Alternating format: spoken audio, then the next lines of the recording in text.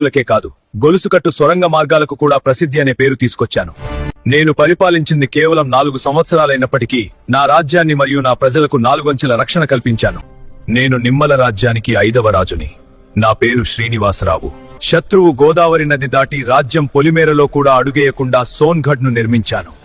నా పరిపాలన తూర్పున ఖానాపూర్, జగిత్యాల, ఎల్గందల్ ఖిల్లా, పశ్చిమాన చిట్యాల, దిల్వార్పూర్, భైన్సా, దక్షిణాన బాల్కొండ, ఉత్తరాన వడూర్ మరియు మహోర్ వరకు కొనసాగించాను. ఉన్న అశ్వదాలన్నీ చూసుకోవడానికి అనంత వేమారెడ్డిని నియమించాను.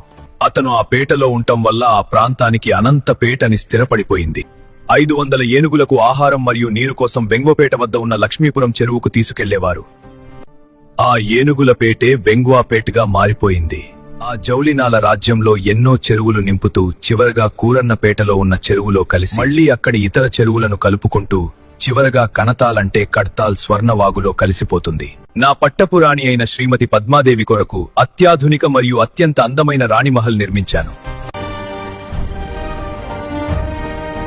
నా పేరు ఏమిటి, నేను ఎవరన్నది మీరు తర్వాత తెలుసుకుంటారు. దానికంటే ముందు మీకొక విషయం చెప్తాను. అది ఏమిటంటే, ఉన్న ఊరు కన్నా తల్లి ఒక్కటే అంటారు.